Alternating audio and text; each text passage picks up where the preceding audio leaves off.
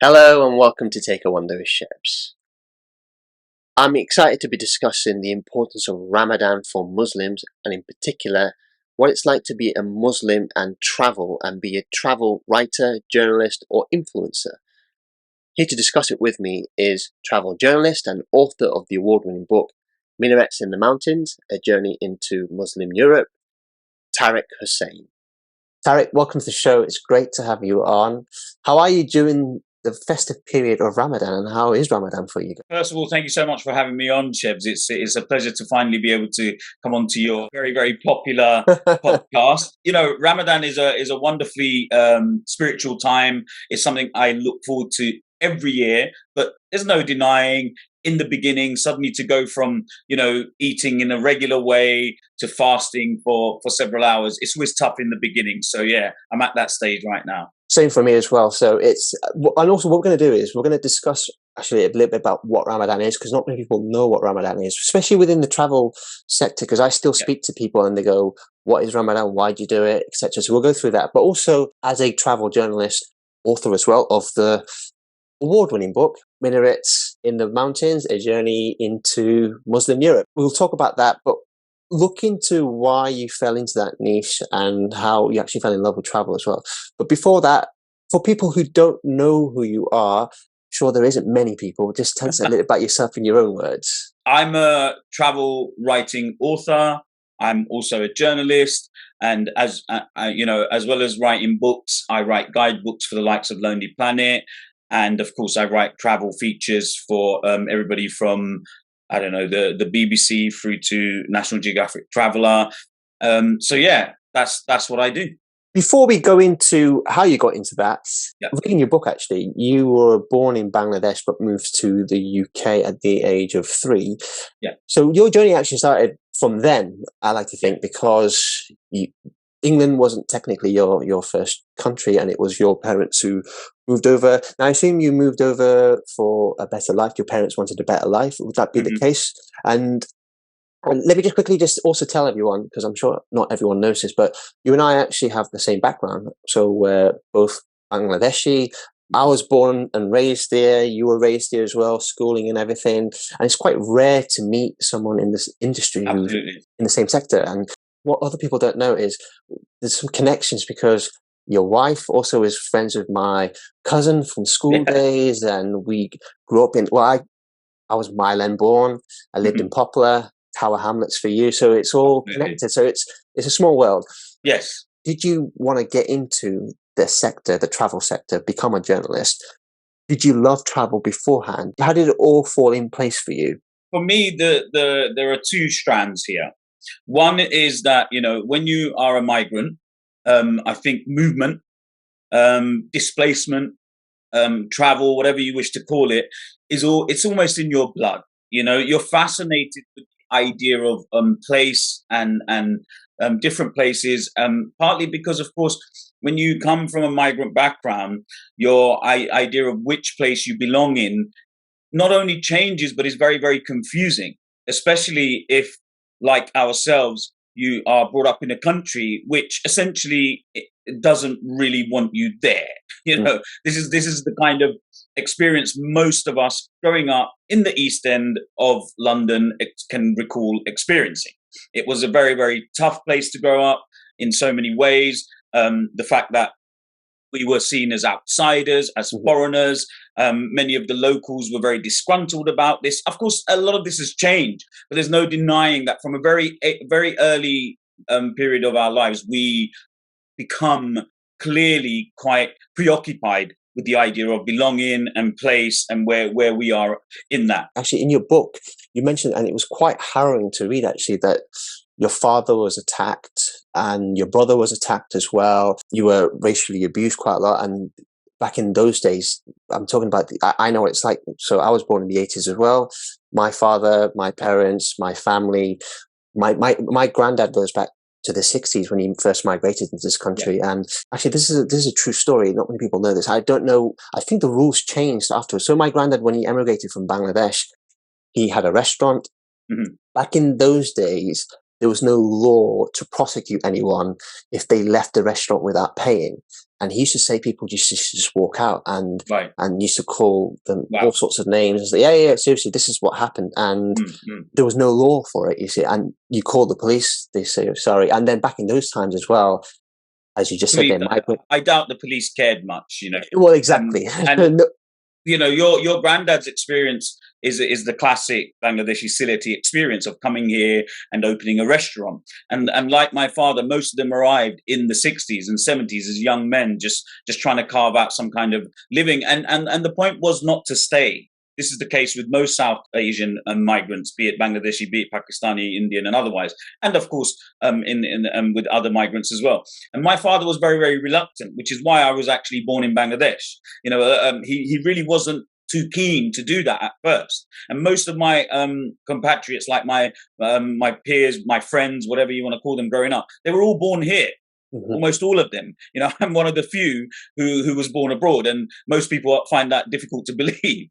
Now, that's one of the reasons why, obviously, travel is a preoccupation for me, I feel anyway. And then later on, when I got older, because I was really into football in a big, big way, you know, I tried to take it quite seriously and was, like many young boys, was hopeful that I might make it as a professional footballer. I was very lucky. I got involved in one of the projects in the Stepney Green area, not around the corner from where you were born. The football team that I played for, and actually still play for as a veteran now, that particular football team took us out to something called the Dana Cup, which was a World Youth Cup in Scandinavia. So as well as those early experiences of going back home, which was always part of the migrant experience anyway, obviously my first travel experience was going back to Bangladesh, as it was for most of us. Okay, it wasn't a holiday, it was going back home, reconnecting with roots, reconnecting with family and all of those things. My real kind of non-leisurely experience was connected to sport, you know, because both of us, we come from families who they didn't holiday for leisure. You know, they couldn't afford to. It wasn't part of our culture. Anyway, it's something that's developed now. And so going to the Dana Cup was a phenomenal experience, because suddenly I was in a place where the world had come to me almost. You know, I was meeting, young black boys from Tanzania. I was meeting Brazilians from Sao Paulo, as well as boys who played for football teams in France, and even places like Calcutta, where Bengali Indians had come over with a football team. And it was that exposure that really got me excited about, you know, the globe, about the world, and the places that were out there. And so, in many ways, that was a very defining moment for me, being, you know, meeting those people and realizing just how interesting the world was. I was already obsessed with this stuff anyway. You know, I used to be an avid atlas reader. You know, I love geography lessons. I love looking at, you know, catalogs about places abroad and the foreign and the exotic and whatever else. And I think that is partly an affliction of being a migrant, but also my own curiosity and my own love of literature as well. You know, I was an avid reader as a child as well, which eventually leads to me becoming a journalist. So I was a journalist long before I dabbled in travel writing. And then, of course, at some point you realize these are two passions of mine, traveling and writing.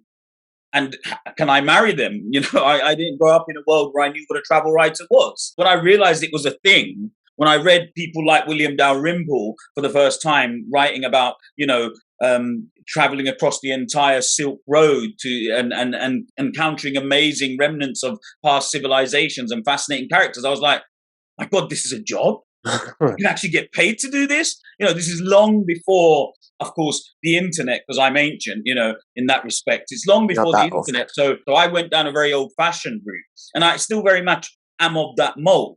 You know, I like to go to a place really, you know, before I go do a ton of research. When I'm there, have a very defined itinerary, whatever, and then come back and create my content. I'm not somebody who kind of creates content on the go, like I've seen yourself do, and other kind of modern incarnations of the travel writer of the past, you know, the modern travel blogger or the model travel influencer, whatever people like to identify as. So I'm very much an old-fashioned kind of quote unquote travel writer, and in many ways they're a dying breed, but I hope to kind of inject some life back into the genre. Well, there's quite a lot of stuff that you said there. There's one thing I want to go back to, and I'll come to what you said. You said that you felt like you wanted to go home. So Bangladesh, do you regard it as your home, or do you regard the UK as your home? What I was alluding to there is the reality that when we were young, we didn't talk about going to Bangladesh. We spoke about going back home. We did not see this place as home. That's obviously changed. Mm-hmm. That's obviously changed since then, because the more time you spend in a place, the more you begin to see it as your home. And especially as I know that I'm permanently resident here. So I see this place as home, but I also consider that place as home. It's funny because when I first went to Bangladesh, this was like 6, I was turning 7. They treated me as a foreigner, even though my entire background was Bengali. They didn't see me as one of them. I also sort of felt I was out of place here. The reality is, Shebs, we don't really feel like we belong in any of these places, and that's an affliction of being a migrant. You only have to read people like Edward Said, and you'll see that when you are in exile, be it because of migration, be it forced, be it otherwise. I mean, our families, they chose to come here because of they're economic migrants, because of the circumstances they found themselves in following, obviously, the bloody breakup of the subcontinent, the civil war between East and West Pakistan that leads to Bangladesh. Bangladesh was a basket case at this moment in time. In fact, you can't see it, but I've got George Harrison's Madison Square Gardens concert album over there, an original, which was done in the year that the war was in full swing, to raise money because of just how horrific the situation was out there. So I think sometimes we forget that this wasn't a choice. People seem to think it was a choice. If the choice is either go to a place where there's security, comfort, all those basic needs that any human being needs, or stay in a place where potentially you've got no way to earn money, you've got no way to feed your family, blah blah blah. It's no longer a choice. This is something you do. And if truth be told, I still don't feel like I fully belong here. But then I've flipped that narrative for myself. I don't care whether I belong here or not. I belong everywhere. Yeah. You understand? So, and that as a traveler, we really revel in turning up in a place that is foreign and strange and whatever, and we don't feel uncomfortable in these places anymore. But that's also because that's just who we've become. But what I'm trying to say is, I feel like this is my home. Bangladesh is my home. Yeah. When I lived in Saudi Arabia, that's also a home of mine. When I go to Bangladesh, I will never truly belong there, according to the locals there, maybe, and the same here and the same in Saudi Arabia. I'm kind of like, well, I belong everywhere. I'm just not going to be like the people who are permanently resident in those places. For me as well, when I first went to Bangladesh and when I went back a few years later, that's how I got hooked, and I was fascinated about different cultures, because even when you go to a place like Bangladesh, the culture is so different to the culture here in terms of the Bengali people here in this country. So I was fascinated with that, which is why I was fascinated to find out about other cultures in other countries. So when you first started dabbling into travel writing, travel journalism, the niche is very, very important, because obviously we talk about your book, which is really, really, I mean, it's a fascinating book. If no one's read it, all good bookstores, and I think Amazon sell them as well, but you go into detail about the lost Muslim countries, really, because Europe, especially the Balkans that you talk about a lot, there's places there that it's been phased out slowly, and there's mass genocide you talked about. Why was it important for you to go down that niche? Because you could have gone down any other niche, but why was it so important? It's all connected, Shebs, to what we're talking about. It's no surprise, and I've fully come to terms with this. It's no surprise that my career, alhamdulillah, is taken off a little bit now. It's no surprise that it's taken off within this niche, because this is clearly what has been an affliction and thereby a passion of mine, which is belonging and identity. So a lot of my work, be it traveling to parts of Europe, or even traveling to somewhere like Thailand, which seemingly I'm not connected to, but when I go to these places, I'm immediately drawn to the Islamic heritage in a lot of these places, because that's one of the big aspects of my identity. I was born a Muslim. I'm fascinated by Islamic culture. I also happen to, as well as living in Saudi Arabia, the home of Islam, I've also studied Islam formally. I have a master's in Islamic studies. And so all of that has left me with a fascination, especially in Islamic culture and heritage and how it has shaped the world. But as a European and a Brit, I'm particularly fascinated by how the Muslim narratives in these parts of the world have been marginalized.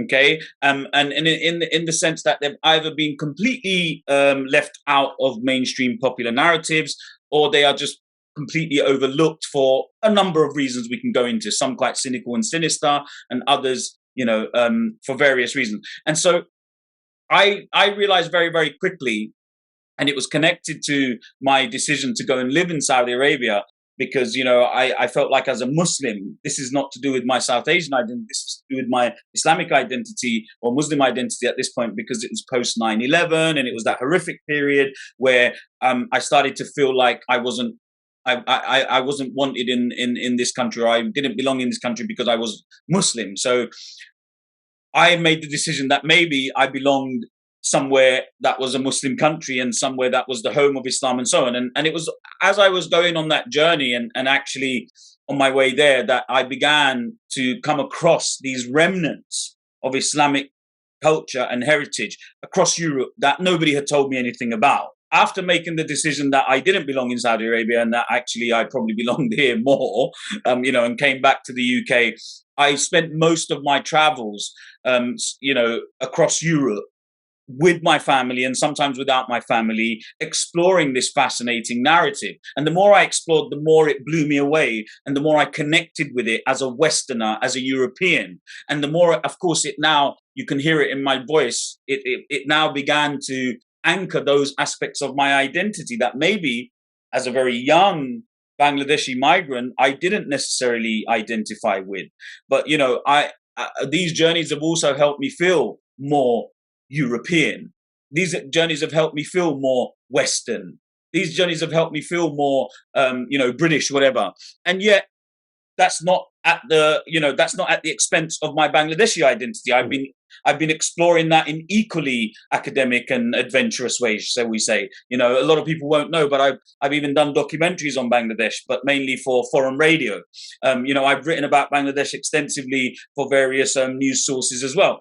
So I'm really about embracing all of those aspects of my idea. I don't think it should be one or the other. It's one of the things that I really hated about growing up and being told that I had to choose. No, why the hell should I choose? I want it all, And for me, in writing the book, it was about taking my family, and of course, my family is a mixed race family as well. For my family, who through my wife, they're also English. Because we have that side of the family as well.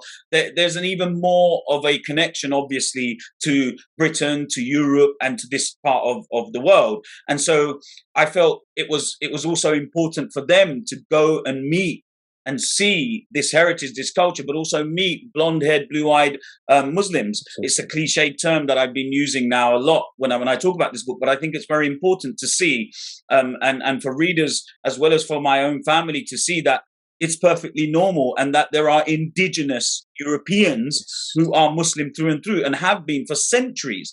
And it was important because this is not a part of the popular narrative, and so we're led to believe that all Muslims are brown and recent arrivals like myself and yourself, and that they don't actually, quote unquote, come from Europe. Yeah. Part of the mission of my book, of course, is to turn that on its head and say, not only do they come from Europe, there are entire countries that could be called Muslim. Bosnia, Albania, and Kosovo have Muslim majority populations. So these three countries are Muslim European countries, and yet we never hear that being said out loud. And I wondered why, and so the journey was to try and understand that better.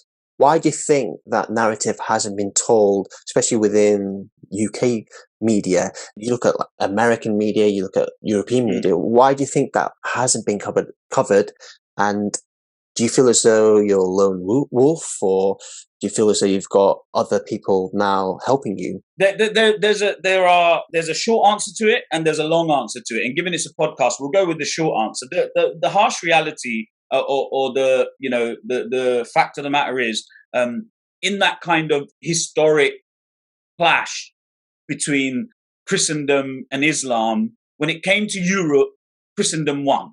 Okay, the Ottomans were eventually pushed out, so to speak. And so what then happens, of course, is, several famous people are alleged to have said this. The popular history is written by winners. And of course, then that history is written in such a way that it really kind of makes the winners look amazing and tries to completely eradicate the losers' history, role, and heritage in that space. And if they're mentioned at all, they're mentioned as the kind of evil other.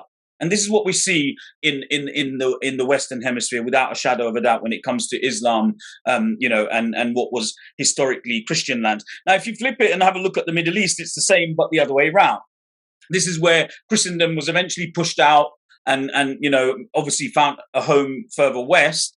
But almost all of the heritage that you try to explore in places like Saudi Arabia, which is obviously one of the biggest land masses there, and other Gulf countries, you're going to struggle to find any remnants of the historic Christian heritage there. In some places, of course, it's been preserved, and in other places, it's very difficult to try and seek it out. But you'll be surprised when you're on the ground, it is there. It's just not in the popular domain.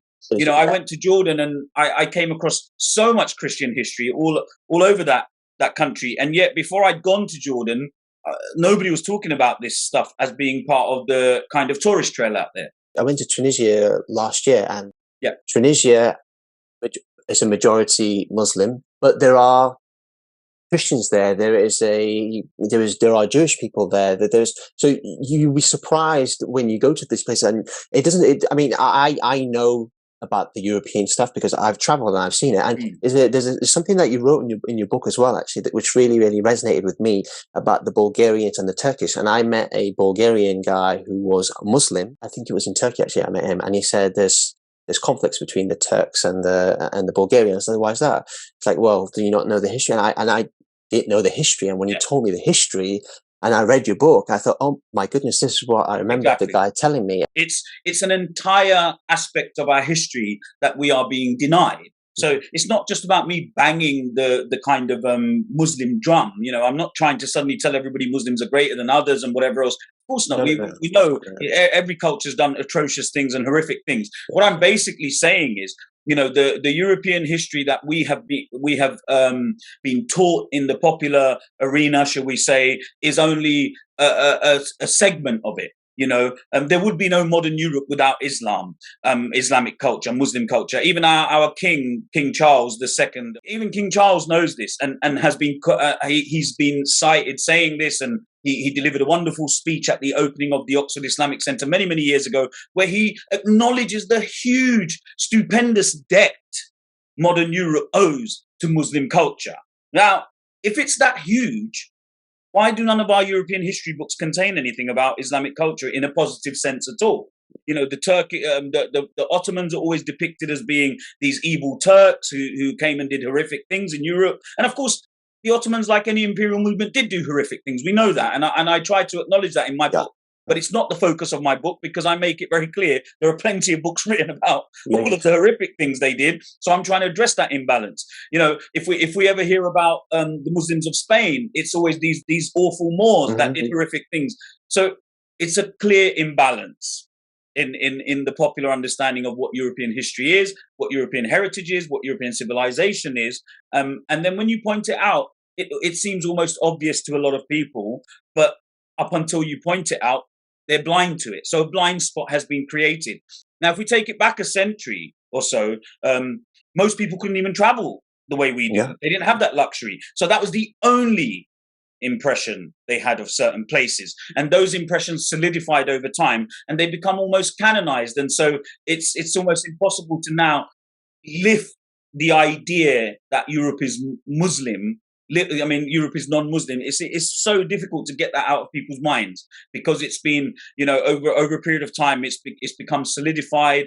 It's become almost canonical. To say otherwise, people get very put out. Where do you feel as though you are with your work, and how influential have you been to, say, the British media and media around the world? I wouldn't imagine for 1 minute that somebody like me could change something that has taken, several centuries, hundreds and hundreds of years to solidify. But what I'd like to think is that I've sown a seed of doubt in some people's minds that this is what it is.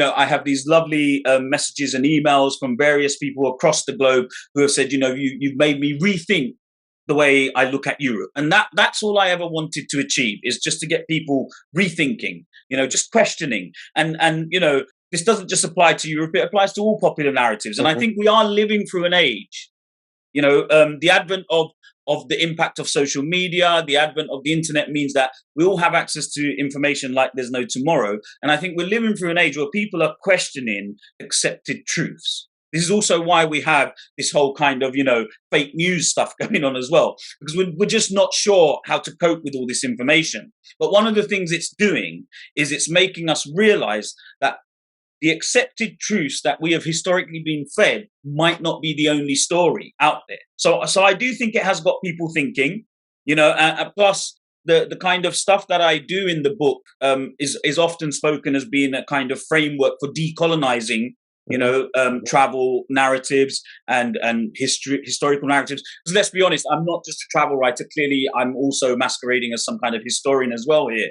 Because a lot of my, work is about spending hours and hours reading, ancient books and trying to dig up history and make it relevant.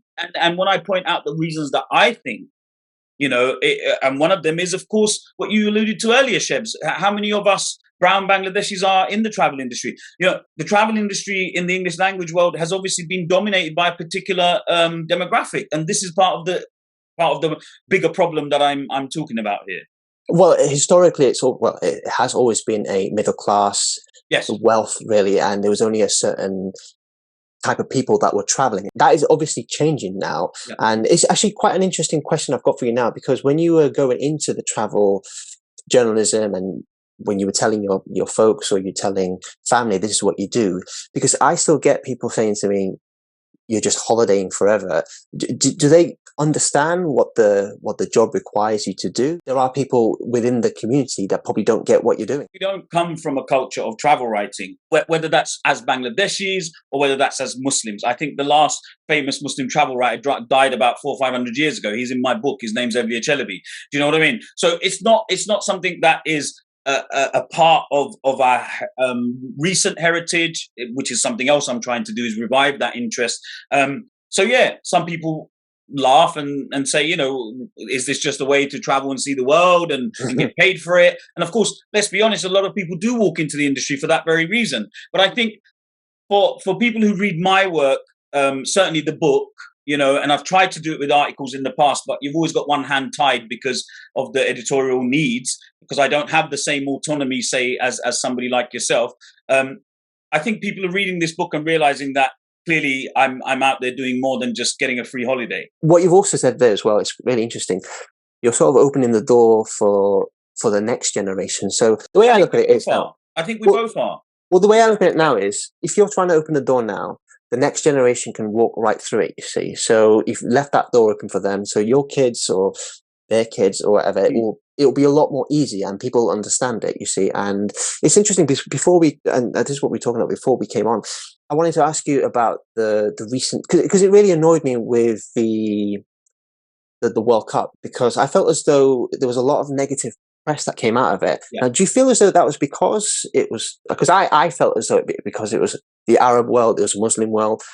I 100% think that played a big part of it. But also, as a Bangladeshi, I did also have my own issues with the Gulf. Having lived in Saudi Arabia, one of my reasons for leaving was the awful treatment of the migrant worker. It was something that I really, really struggled with whilst I was there. And I actually did do some kind of personal writing on my experiences and interactions with migrant workers, many of whom I befriended whilst I was there. So I had first-hand experience. First-hand accounts of what life was like being a migrant worker in the Gulf until very, very recently, and I doubt it's changed much. So with somewhere like Qatar, I was also annoyed about that before the World Cup started. I also had my own issues with a whole host of other human rights issues that have been clearly raised. I was also struggling with the way in which I felt the World Cup was handed to them. I'm a big football fan, so I really wasn't comfortable with the way Qatar seemed to have acquired the World Cup. But I don't know enough to criticize them on that. But I think I began to almost switch allegiance, if there ever was an allegiance, as the World Cup went on, because I could see the hypocrisy of what you might call, quote unquote, the Western media, because clearly the major sporting events had recently been held in countries like China and Russia, where there are issues just as bad, if not worse, and we did not see anywhere near the same kind of outrage from at a macro level or on a micro level from individual presenters, the way we did in the Gulf. And I think sometimes the Gulf is an easy target for a lot of these people, and a big part of it is, of course, the way in which it's been historically depicted and historically othered and orientalized and turned into this kind of this caricature. And so I think, yes, there's definitely an element of truth in what you say, that one of the reasons that it became uncomfortable viewing for a lot of Muslims was that, here was a Muslim country hosting the World Cup for the first time, which, let's be honest, largely went phenomenally well. The organization was fantastic. You had women and children saying for the first time they could go and watch loads of matches without fearing for their life. I don't think a single England fan got arrested, which is unheard of. So on all fronts, in many, many ways, on so many fronts, it was a tick for me. That's not to diminish the fact that the Gulf has to take a long, hard look at itself about human rights still. The Gulf has to take a long, hard look at itself about the migrant issue. And sometimes some of the Muslims that went out there and experienced it, close friends of mine, came back and tried to kind of skate over these. Some of them South Asian. And I said, whoa, look, just because you're angry with the way there's been Western media hypocrisy does not take away from the fact that these are still real issues. If a country can spend somewhere like 10 times the money any other country spent on a World Cup, I'm sure they can pay to look after migrant workers properly. I'm sure they can pay migrant workers a proper salary. I just want to point out, so the reason why I was trying to make a point was, I'm under no illusion what goes on there. Cool. But what I was trying to point out was as tourism, for example, because Qatar was trying to promote tourism there, and I've got journalist friends who have gone out there. Saudi Arabia now they are opening up stuff. So the more and more these places get opened up, if you look at Dubai, for example, 20 years ago, it was probably getting the same sort of heat as these places are getting now. Eventually, these places will be where people will go on their holidays. And what I was trying to point out was that there wasn't because the World Cup, as you just said there as well, was a massive success. Organization, hospitality, everything. I felt as though they didn't write any good stuff about the place at all. It was all negative. Why was that? Why was that the case? Was it because it was held in an Arab world? Absolutely, that's what I'm alluding to. This clear kind of desire to depict the Qatar World Cup as being controversial from the off, and try to sustain that in spite of all the positivity coming out. I think that was definitely to do with the bias that the Western media has towards Gulf countries, Arab countries, Muslim countries, without a shadow of a doubt. I don't, I make no bones about that. And a lot of what I talk about in my work lends itself to support this idea that Arab Muslim culture, Gulf culture has been othered to the point where it's exotic in a kind of, isn't it exciting, or it's scary. It's basically, it's not the norm. But I wanted to just make clear that that's not to say that these countries aren't guilty of things, as many countries are. And sometimes we can get caught up in taking sides to the point where we forget that actually it's quite grey. There's stuff going on in the middle. This is where the power of social media and that comes in, because one of the reasons that we were able to get a much more kind of, I'm not going to say balance, but certainly we got an insight into what was going on the ground, was because just random individuals who were on the ground were able to just film and show you what a great time they were having, and influencers and other kind of travel individuals. And this is also where travel, of course, as a kind of medium, becomes a positive factor, because, like you said, the more people travel to these countries, the more people interact with outsiders from those places, the more it's likely to have a positive change, and people are likely to have, obviously travel has a detrimental impact on places as well, we know that, but I'm just saying this exposure to other cultures, to diversity of cultures, to diversity of thinking, to diversity of ideas, is inevitably going to lead to a much more positive impact. And you can see some of that positivity happening in places, as you mentioned, like Dubai, which has obviously opened itself up. I mean, there are lots of things about Dubai that I'm also not comfortable about. But one of the things, of course, is that you don't go there, and you might not, and you're not likely to come across a lot of the issues that we might find in other parts of the Gulf. Having lived there, I can talk about it firsthand. A lot of the weird prejudices that develop in some of these places, a lot of the strange ideas they might have about other places, and in that respect, travel can have a very positive impact. I want to talk about Ramadan as we are in Ramadan, and there are still people who travel during that time. Yes. Now, as a journalist, as a writer who observes and travel during Ramadan, and tell people what Ramadan actually is, because not many people actually know what Ramadan is either. Sure. So I think most people will probably have the popular perception that Ramadan is a month. It's actually the name of the actual month in the Islamic calendar, when most Muslims around the world will fast during the daylight hours throughout the entire month, and it ends and culminates in the festival of Eid al-Fitr. Ramadan is also significant because it was the month when the revelations of the Quran, in other words, what Muslims believe to be God actually speaking to the Prophet Muhammad, started. So this is not just any old month. This is the holiest of holy months. It's also, Ramadan actually had a pre-Islamic significance. So long before the Prophet Muhammad began to preach Islam, the month of Ramadan was usually a period in which the Arabs would take themselves away from what we call dunya, the material, and they would fast, they would meditate, they would try to connect with the more spiritual, and that's really the essence of Ramadan. Ramadan is a wonderful kind of moment built in. It's a gift. All Muslims talk about it as a gift. I'm sure you've heard this, Shebs. All Muslims say it's a gift, it's a blessing, and not many people fully understand. The reason it's a blessing is it's an enforced moment to take stock. Now, if you look at most kind of cultures in the West, for example, it's always that New Year's period. Oh, I'm going to do this, I'm going to do this, and I'm going to go to the gym. Gym memberships go through the roof, and then people just keep paying them and nobody goes, right? Now, for us, it's Ramadan. But we don't have a choice. That's the beauty of it. That's why it's a blessing.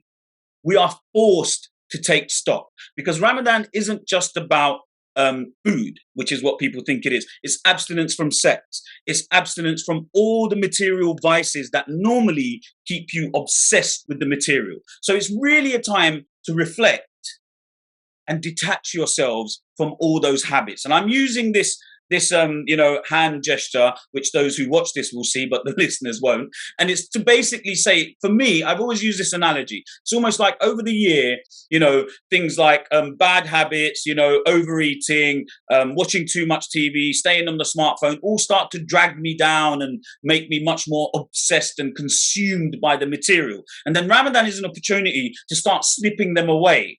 And then what happens is, you start to become elevated and you move more towards the spiritual. And that's what Ramadan is. It's about getting much closer to the spiritual. And of course, we have certain practices, certain rites, and certain ways in which we do that. The most obvious, as I've explained, is abstinence from consumption and the material. But we also engage in intense worship during this period through the physical prayer. Some people take part in something called itikaf, which means a form of isolation in the way maybe people might associate with monks around the world, or other kinds of religious people, because of course the concept of fasting is not unique to Islam. It's in almost every single major faith of the world, and I don't think that's any coincidence, because it has practical benefits in terms of health, mental well-being. And of course, it has amazing spiritual benefits. And so itikaf, as I was saying, is one of these examples where people take it to almost an extreme towards the last 10 days, where they isolate themselves, usually in a mosque, away from everything, their family, their children, even just the basic rituals. And it is literally an enforced period of contemplation, and an enforced period of silence and solitude as well. So Ramadan is about all of that, and it's a form of cleansing and nourishing of the soul.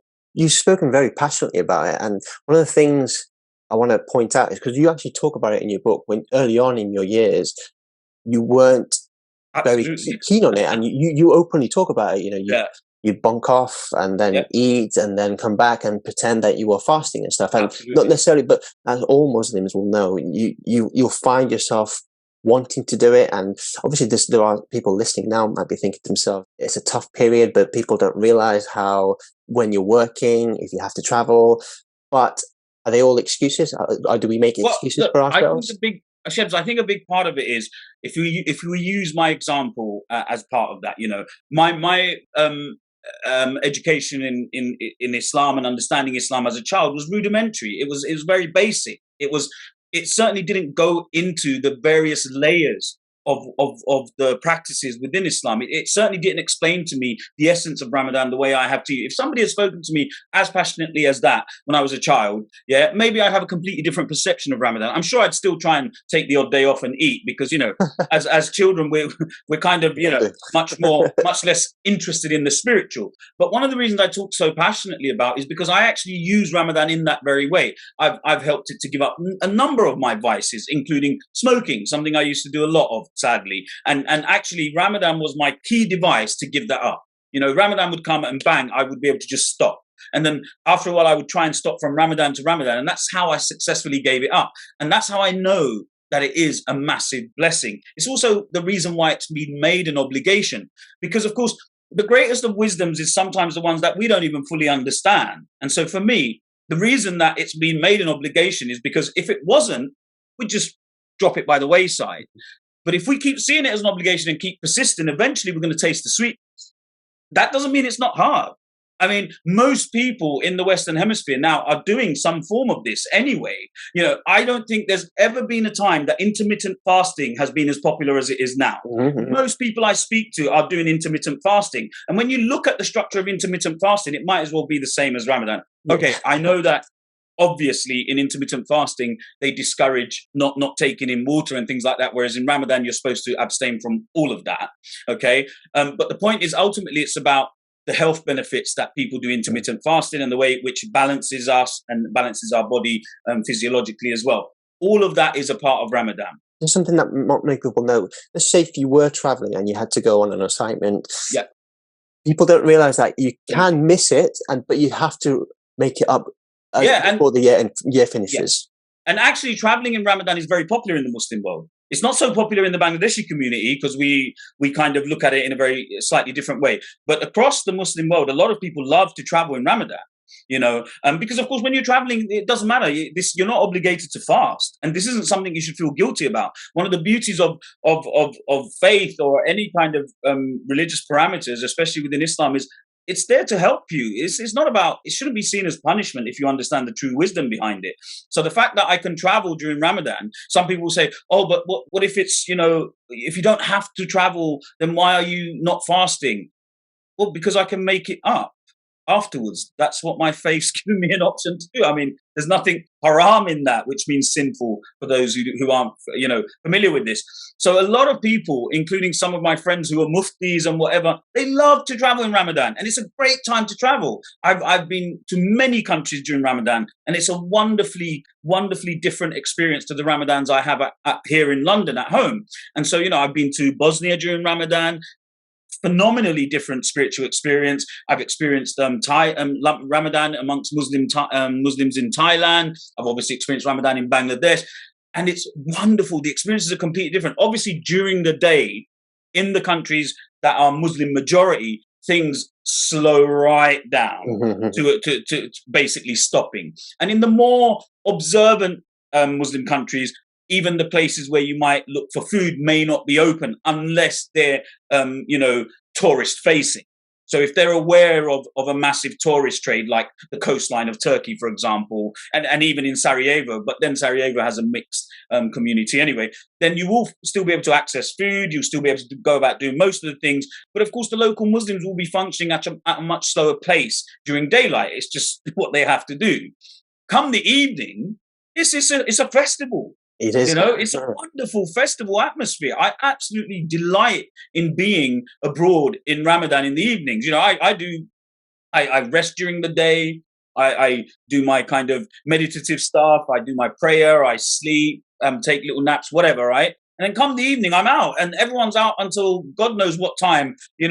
Drinking, eating, talking, reveling, and then you have these wonderful communal iftars, which are the feasts to break the fast. And if you go to the right places and you know where to go, traveling during Ramadan can be a wonderful experience that you just can't get at any other time of the year.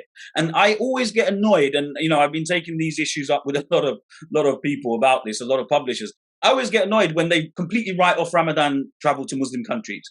When guidebooks, and I won't name any publishers, but the ones that do, I always get annoyed with them. I say, have you actually traveled through these places as a Muslim?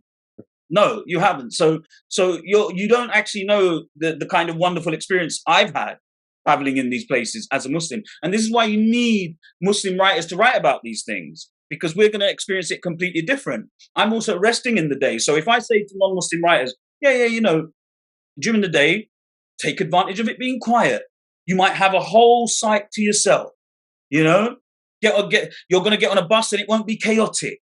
You're going to get on a train and people aren't going to shout at you because they don't have the energy. Just enjoy that serenity. Come the evening, jump in and get involved in all the festivities. Go and join a public iftar. No non-Muslim will ever be turned away from these iftars. We even have them here in the UK. There's a famous institution called the Ramadan tent. All through Ramadan, here and in other countries, communal tent in the middle of London where anybody can turn up and break fast, get food for free. A lot of homeless people turn up as well. Because of course Ramadan is also the period in which people become charitable. Why are they becoming charitable, Shebs? Because it's the period in which you offload the material. You give of the material because you're trying to get closer to your spiritual. This is why people are so charitable in Ramadan. And of course, one of the ways in which we're charitable, generally anyway, Muslims and Bangladeshis, is food. We love to share food. So, during Ramadan, if you know how it all works, you're probably going to get invited to loads and loads of evening meals, which are going to be on another level. It's not going to be kind of tiny little, No, there's a lot of food. It's going to be a feast. The holy month of Ramadan is observed by millions of Muslims around the world. People fast from dawn till sunset, and I'm here to break my fast today in a restaurant. Here's what you need to know about Ramadan. Ramadan falls on the 9th month of the Islamic calendar, begins when the first crescent of a new moon is sighted. Fasting during Ramadan is one of the 5 pillars of Islam, where healthy Muslim adults abstain from all food and drink from dawn to dusk for a month to help instill compassion for the less fortunate. Iftar is the meal which ends fast at sunset, starting off with eating dates which can help the body's sugar levels quickly return to normal. Family and friends gather at home or in restaurants to replenish energy levels by consuming all major food groups. Tarawih means to rest and relax, is a special prayer carried out only during Ramadan after Iftar. Finally, Sehri or Suhoor is eaten before sunrise to start the fast all over again, until Ramadan ends when the new moon is sighted and Eid al-Fitr is celebrated. I'm sure people now understand what Ramadan is. We moved it to the last part of the show because we're coming to the end and we can talk forever actually. So where do you see yourself next? What is next for you? What's on the agenda? I'm going to continue writing books, hopefully, if publishers are willing to publish them. That will probably be my biggest focus. I'm going to continue to kind of write about Islamic heritage. I think that's something that I've realized from this first book that people are very interested in, be they Muslim or otherwise. They're also interested in the way in which I tell these narratives, the kind of sources I try to bring to the fore that are normally ignored or overlooked. But of course, I'm still going to continue doing other kind of travel pieces, travel writing. I'm hoping to go into eventually work on things like documentaries as well, which I've done in the past. I've done radio documentaries, but I'd like to dabble in a bit of TV at some point as well. So yeah, I think I'm just going to try to keep building on this success that Minarets has had. And try to continue, carving out that niche, and because it's an area that's been completely neglected up until now. For people who haven't read the book, definitely go buy it. It's absolutely fascinating book. I actually read it within a few hours. That's how Wow. that's how amazing it was. So yeah, please go out and buy it. Tharik, it's been amazing having you on. I can talk to you forever. Now, before I let you go, just tell people where they can find you. They can find everything about me on www.tharikhussain.co.uk. And of course, as a result, I'm on all the social mediums. If you just look up my name, you'll find me. I have photos attached to my profile, so it won't be difficult. Well, Tharik, I want to thank you for coming on the show. I really, really appreciate it. And hopefully, well, we're going to see each other very soon anyway. But enjoy the rest of Ramadan, and I'll speak to you very soon. And thank you very much for having me on, Shebs, and enjoy the rest of your Ramadan. Don't forget to subscribe to my channel and hit the bell button to never miss an episode, and watch all my previous episodes from the show. You can also follow me on all my social media platforms. That's it for Take a Wonder, Shebs. Hope to see you all soon. Until next time, bye for now.